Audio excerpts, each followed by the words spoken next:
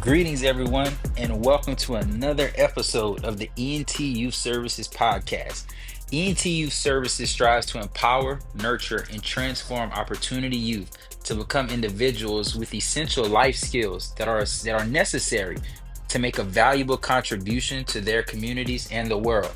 Stay connected with ENT via your favorite social media apps and help us get the word out, giving us a 5-star rating on YouTube and also, just sharing our podcast. Now let's start today's episode. So hey everyone, it's great to be back. I am the host of the ENT Youth Services Parent Podcast. Now, Dr. Kyler Wiltz graduated last year. He's still getting used to it, but I'm extremely happy. And today we have a very, very interesting episode. Not like we don't always have one, but I think this one, especially in the current climate that we're in, is extremely, extremely important. So before I let the cat out of the bag, I would like some of our guests to kind of um introduce themselves. We have some usual faces and also some new ones. So I guess I will start off with Dr. Perez. Would you like to introduce yourself first? Well, thank you so much, Dr. Wilkes. I am thrilled to have an opportunity to call you doctor and Thank to you. have you as part of a profession that I know you have sought and that is life changing. And the founder of ENT is a physician and appreciates how important it is. So, anyway, I'm Lucy Perez, born and raised in Brooklyn, New York, the hood, uh, presently in LA, and I am a new grandmother. Wow, congratulations. Thank you. So, everything that ENT is about is to prepare a community, a world in which my grandson will thrive. So I am just so excited to be a part of this podcast. Thank you so much, and we're glad to have you. And we were kind of deciding the topic, and you kind of gave a hint in your response. When we were kind of deciding the topic, we all kind of were like, yeah, we have to get Dr. Perez on just because your immense history, track record, and a lot of the experiences that you've been a part of would definitely be a valuable resource within this conversation that we're going to have today. Jennifer, could you chime in, introduce, you're one of the co-hosts with me, but it's kind of been a while for the fans. Good evening. I'm Jennifer Heaven. I am the lead parent for the ENT Parent Podcast. I'm so glad that we are back and running. I'm currently a labor and delivery nurse. I just transitioned to a new career. Always an Congrats. RN, but back to my stomping grounds of OB. And I want to thank Dr. Perez for joining us. And welcome back, team. Yeah, Sophia, or are you able to, so that you were having some audio issues? Hi, yes, can you hear me? Absolutely. Okay, hi. My name is Sophia Greenfield. I'm a junior at the University of Pennsylvania, and this is my fourth year volunteering with ENT. Okay. Okay, and one last person, Ivy. Yeah, please correct me if I'm pronouncing this wrong as well. It's eBay. How you guys doing? Eve. It's my second year, I guess. Well, thank you so much for introducing yourself. Now we have Miss Keisha Edmond. Would you mind introducing yourself to our listeners? Sure. My name is Keisha Edmond. I am a mom of four. I'm a nurse and I live in Pennsylvania. Hey, thank you so much for joining us. So wow, this is actually cool. We have a very, diverse group. I probably see one of our more diverse groups for the parent podcast, which again I think is extremely important for the conversation that we are aiming to have, which as Dr. Perez already kind of hinted with the phrase community building. Today we're going to talk about coalition building, right? Coalition, community. They're synonymous with one another, but their impact and their ability to be scaled in times where we genuinely really, really need each other. as previously mentioned, with a lot of things going on right now within our country, whether it be political, economic, social, so on and so forth, right? I think there's a lot missing. Um, within the spaces of our conversations and also our responses. And the biggest reason is because there is a vacancy of community across, all different spheres at this point. Now we can get into conversations about the philosophies behind these things or what created the situation. But at ENT, as we all know, our big thing is the solutions and understanding where can we serve as the filler or the gel within our communities to be able to bridge these gaps. So, with this being said, and this is why I personally was extremely pumped to have Dr. Perez back with us because, she has a very notable history in coalition building, not only what it takes to build powerful community-based organizations, but, hands-on firsthand experience of the impact that these organizations have within our communities. So, I definitely first, to kind of kick things off is so Dr. Perez, would you mind kind of giving us a little bit of your background and, your history in I'll just say the movement? Well, thank you so much. As I look back on history and coalition building, I have to go back to basically high school. And in high school, I joined the Black Panther Party, and my assignment in the party was to teach people who were addicted primarily to heroin Hmm.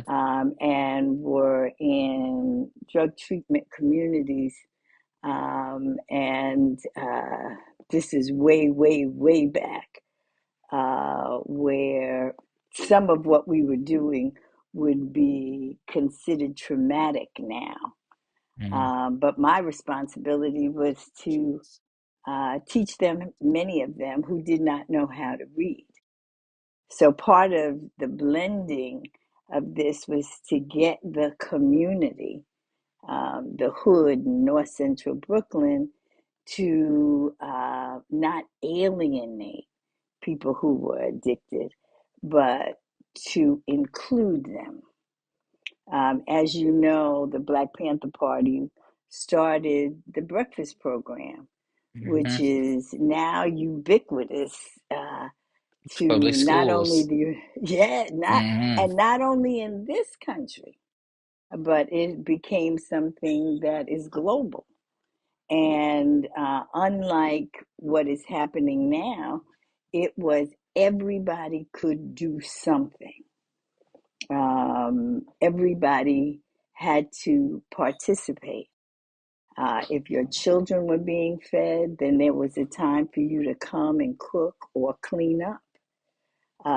If you were an entrepreneur, if you had a business in the community, then you donated eggs, milk, whatever was necessary to provide a nutritious breakfast. And it was the all in situation.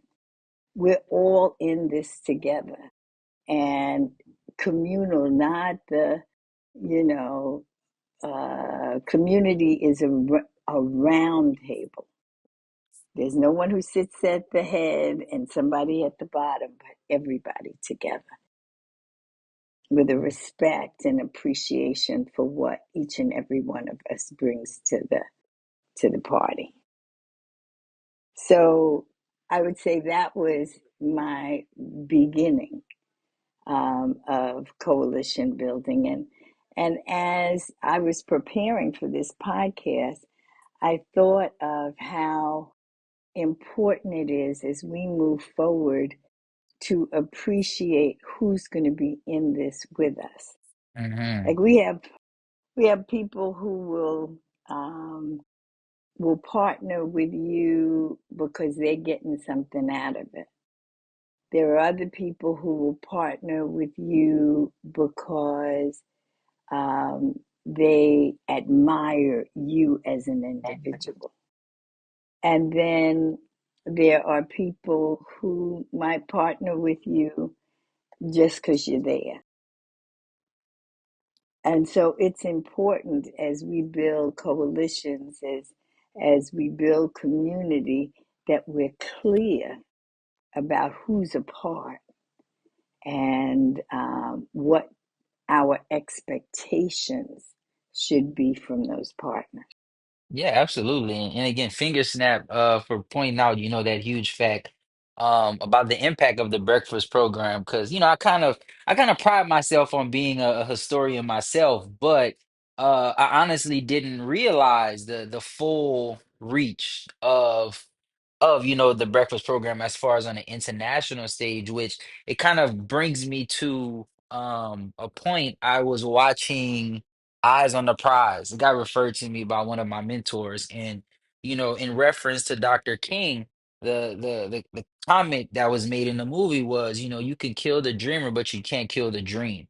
And I think that when we speak about what do we want our legacies to be as far as it goes to building something of social impact and sustainability. And I think there aren't many things that you can want more than allowing and creating something that will continue after you move forward. When you look at the environment that we are in today, I think we all could agree, not only on this podcast episode, but other parents, other young people, some of our elders, even ancestors who aren't here with us now, of all backgrounds, right? Like we've been here before, right? We've had a Reagan administration, we had Richard Nixon, so on and so forth. So we do have history to pull from. But I think what we're missing is the foundations to it. So I think my next question will be foundationally, right? Because it does take a village, like not only to raise a child, but to maintain a successful environment for all children and all people within said community. So foundationally, what are some of the things that, were instilled, not only within your experience in community building with the Panthers, but just within your environment during that time of political turmoil and social unrest? I guess um, something that's very foreign now, given the present political climate, um, is truth. Yeah. You know, truth. I, even back then, we did not expect, especially from a media standpoint. I can't say social media because that didn't exist. I was an Hmm. adult when the internet came into existence, okay? I can remember when, the first colored TV. Uh, Ooh, that but throwback. yeah, I can throw it back. But the issue of truth, you know, you know, you did not expect lies, prejudice, yes, but you did not expect to hear from credible sources lies. Hmm. And that's where we are now. So in terms of a foundational, it's about truth. It's about appreciation of where we are and why we're together. One of the things I think that really drew me to going into public health uh, was the issues, associated with disparities, Hmm. and the truth about that, the truth about and understanding that, when I go to Giant, okay, or the AMP or Shoppers or whatever large grocery store you might be talking about, when I cash out, I would normally say the cashier, but so often we don't have cashiers. We just have a computer and you check out yourself. when I go there, because I'm a black woman, they don't say, okay, if the bill would normally come to $15, they don't say, okay, because you're a black woman and because you live in a community that's not going to get the same type of public services, like you're not the garbage man is not coming as often in your community. You don't have as many people who are working in the fire department. You don't have as many ambulances. They don't say, okay, it comes to $15, but because you're black and where you live, you only have to pay $13. But that's a truth. That's a truth about disparities, and making that crystal clear then is something that brings us closer to having a common foundational goal. Hmm. As you're a graduate of Howard College of Medicine, and all of the graduates are members of the National Medical Association. But that's why we came into existence, because it was unequal, because in front of us there was a difference. And making that crystal clear is something that brings the village together, because there is an appreciation of how important each and every one of us is to the good of community, to ourselves. God, that's why God, He's um, a foundational component of my life. He didn't stop with Adam. Yeah. He said, you need Amen to Eve. that. Amen to that. So we need each other. Hmm. Now as a new grandmother, I know how important it is that my son in love is there to take care of my daughter as she nurses. We are all in this together. Hmm. And that's so foundational.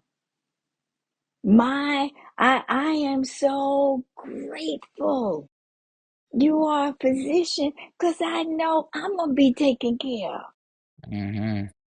because you're there. Yeah, So and the thing is actually great that you kind of already you segue to it, because my next transition was going to be, how do we look at those type of movements, right? That, our ancestors and people that came before us, and people that are still here, and apply that on a more micro level within our everyday spaces, right? The main point of ENT again is to nurture the youth in our communities, but at the same time, the biggest way to help nurture um our young people individually and as a group is by creating a space for them to grow, right? It's like giving them the soil to bear the fruit that ultimately is a healthy life, a successful life, and one that is fulfilling.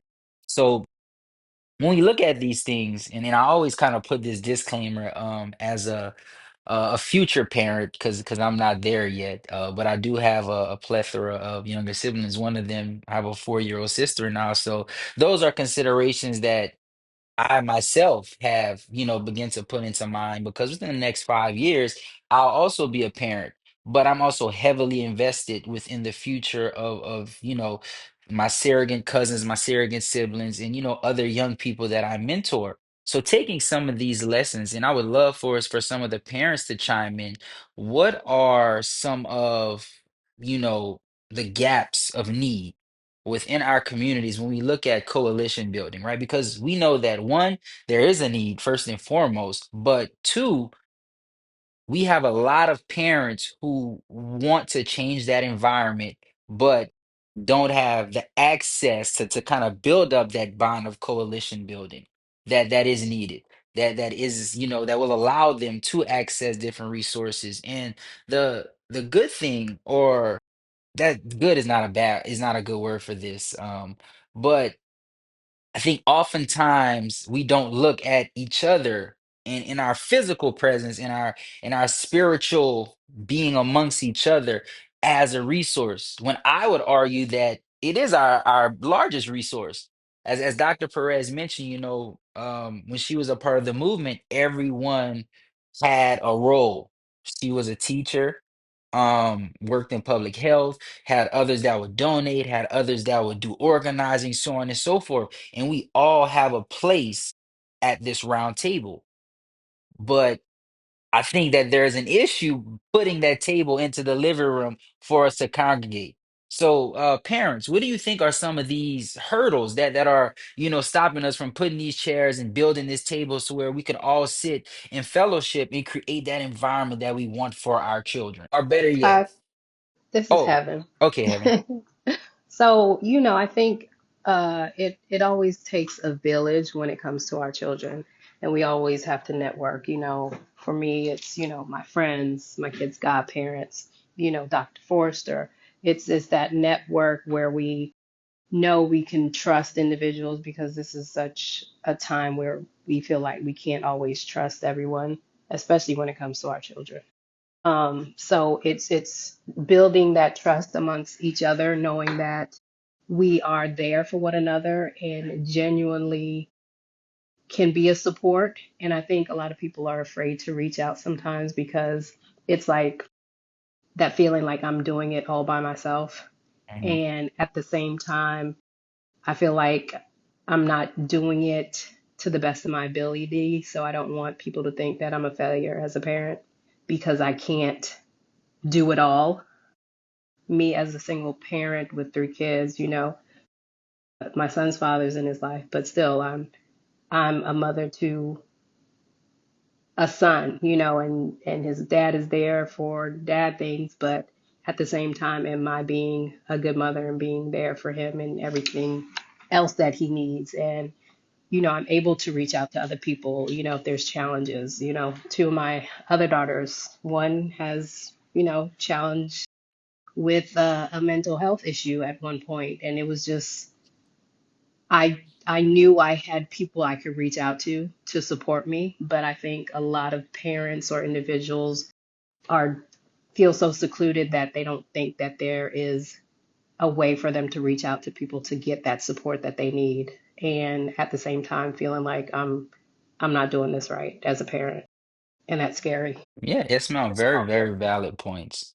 And now that you mentioned some of those things, it finally I have a thing that I want to try once we get closer to the end of this episode that'll hopefully carry us on to the next one. So I have it in the back of my mind. Hi, my name is Diallo Watts, and I am a part of the ENT Youth Partners. I just wanted to insert a short interruption to tell you about our sponsor. Today, our sponsor is you, the listener. Thank you so much for donating to ENT Youth Services on our website. Every dollar goes towards plans to continue our impactful workshops, expand our reach on social media, continue our successful podcast, and so much more. If you would like to sponsor ENT, please email us at contact@entyouth.com. Thank you so much for your continued support. Now, let's get back to the episode. Um, but also now that we have Sophia, could you also chime in here? Because I also think this may be one of the few, if not the first, parent podcast, where we have, one of the, I guess, the children of a parent, I guess, or one of our volunteers being here to give us, that unique perspective on what are the gaps that they perceive within their generation that myself as a mentor, Jennifer as a parent, or so on and so forth, what do you guys need, or what did you notice that even people that are coming behind you are missing, that we can kind of begin to employ to create the coalition needed to address those problems? Hi, yes. I'd say, since I'm in college, a college perspective is that not everything has to be in a sense of competition, or be put in a pressure cooker environment. I think a sense of community, sorry if it's windy, I think a sense of community is very important in any aspect of life because I feel as though diverse minds to interact with one another to create something very beautiful.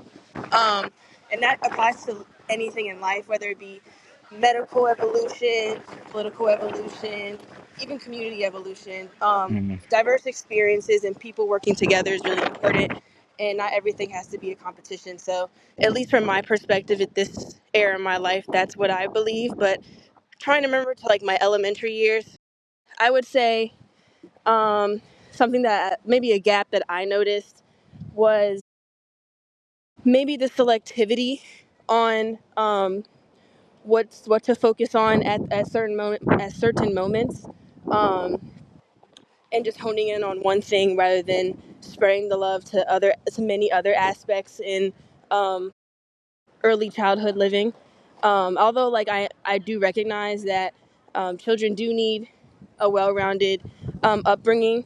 Um, it is also important to, I guess, diversify and educate in many aspects so they can be immersed in communities regardless of their upbringing. Absolutely. And thank you so much for those inputs. It again because we've honestly been trying to again shape our dialogues to be as all encompassing as possible. And again, while this is the parent podcast, uh it's ultimately in service of the young people, right? Like to put ENT within a space, not only, as the footprint or the blueprint potentially for other organizations, but to expand the work that we're doing and to build our own coalitions, with parents who are in ENT, who are interested or who are even a part of other organizations. Because the beautiful thing that you did mention is that it is not a competition. Right, social advancement, improving conditions of people in general, but young people is not a competition, but a collaboration, right? We all need each other. Some people may be speakers, some people may be doctors, nurses, lawyers, teachers, right? We all have a role within society, and, you know, not making it a competition and pooling all of our intelligence together is is gonna get us where we ultimately need to get. I think that, again, when you look in the past, kind of going back to the Black Panther example, right? When the switch ultimately turned, let's just use Chicago for example, with Fred Hampton, when it went from being, purely Black Panthers to, okay, we're going to start bringing in other marginalized groups. At that point, it was like, okay, now it's getting dangerous. Or even with Dr. King, when it moved from the civil rights movement to, okay, now we're going to move towards economic freedom across all marginalized people. Because when you kind of look at our communities, especially in the United States of America, they are so diverse. I mean, even when you look at our parent podcast, right? When you look at our young people that are within ENT, diversity is the backbone of not only our organization, and not I'm not only saying diversity as in um ethnicity or race or color or creed, but diversity in thought, diversity in experiences, and that's what not only makes ENT a powerhouse, but what makes this country a powerhouse. So when we looking at how do we best build something, how do we best um collaborate and coalesce an environment for our young people, we need to consider the elements of our differences and ultimately acknowledge them, but not allow them to become um a crux of competition. And with that being said, because we are getting close to the 30-minute mark, which tends to be our first episodes, but because there is so much more to talk about on, not only our coalition building, um, but just, getting more input from the parents, from past history, so on and so forth, that I think we could actually get two more episodes out of this. And I'm definitely going to leave it to you guys' discretion. But I would like to ask each one of you to give one word that'll represent a pillar of our conversation moving forward on coalition building, right? So I'll go first. One pillar that I think needs to be in our ENT coalition, I'm not saying that we don't have it, but just a general assertion of coalition building across the board, is love. I think love should always be the spearhead of advancement, of philosophy of building communities and of togetherness, right? Love is the supreme spiritual emotion. It connects us. I think one thing that everyone understands um across the human race is love, because we've all loved something before, and we all can relate to the feeling, to the draw, and to what love means to each and every one of us. So for me, I think that for our coalition building and our conversations moving forward, that love should be at or at least one of the base tenets. I guess I'll throw it to Dr. Perez to see which word that she would like to have in our conversation moving forward. Mm, I like your word. That's the one I would, as we move forward. Yes, um, love. I would have to then go to trust. That's a great one. Um, Trust. I would use that word. Okay. So we have love and trust so far. Jennifer. I would say faith, and not just a religious faith, but faith that we can come together as one and push forward and make a difference and make a change. Okay. Sophia. I would say selflessness, and being dedicated to something that's greater than yourself, that can not only benefit yourself but benefit the community around you and the youth to come. And I think that's very important because obviously we're not going to be here forever, but the more we pour into our youth, the better our communities will be for each and every one of us. So I'd say selflessness and dedication. Mhm. Selflessness, dedication. Eve. Oh, it seems we have someone that also joined us. Please correct me if I'm pronouncing this wrong. Keisha Edmond. That's correct. Okay, perfect, perfect. So first and foremost, thank you for joining us. It's a privilege to have you here. We love, having new members join the podcast, and really are genuinely an open space to kind of have authentic conversations, ask questions, so on and so forth. So yeah, what word would you like to kind of have as the basis or one of the pillars of coalition building in our conversations moving forward? Thank you for having me. As a mom of four, and um, my children being various ages, I think they struggle with acceptance. Hmm. So the word I would like to see would be acceptance. Okay, absolutely. So right now we have love, trust, faith, selflessness, and dedication to something bigger than yourself, and acceptance, right? So these are going to be the pillars. Um, oh, but wait. We have our producer here. Nick, would you like to would you like to add a word to the list? Well, you stole someone else's word, brother. Great minds think alike. You know Yeah. that. Snap fingers to that. Okay, perfect. Perfect.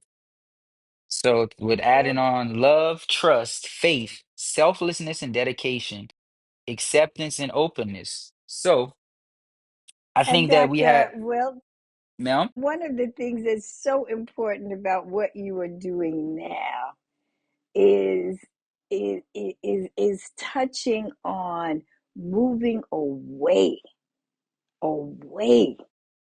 from how our educational experience, academic educational experience, has moved. Hmm. It has been in the direction of oneness. It has been in the direction of competition. It has been in the direction of where you have to stand out against everybody else. What about you? Not your inclusion, but away from that. And so this is just so important, so very important that our coalition is going back to the old stuff, going back to the things that are so important to what I think originally we had in the plan. Hmm. Yeah. You know, The Darwin, when in 2000, when we decoded the human genome and we went away from competition as being the essence of what evolution was about is not in competition, it is in collaboration and Yeah. community.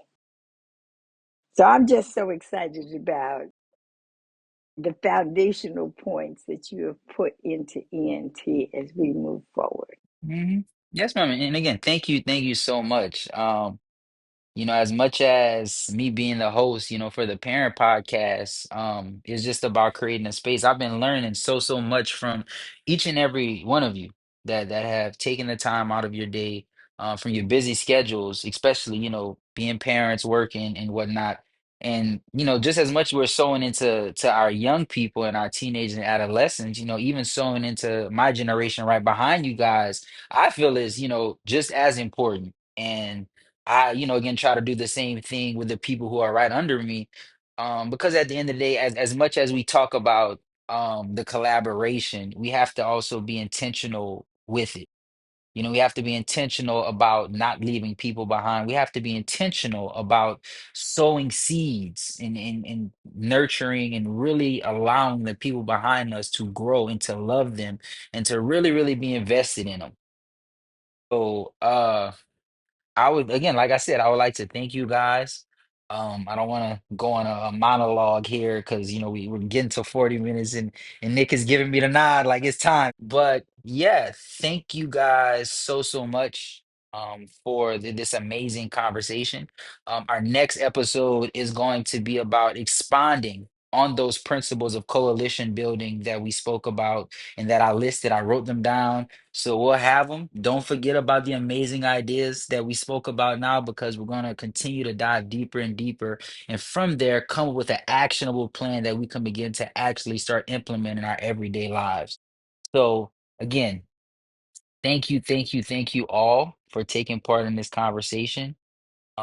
As everyone knows and all of our listeners, my name is Dr. Wiltz. I'm the host of the ENT Youth Services Parent Podcast.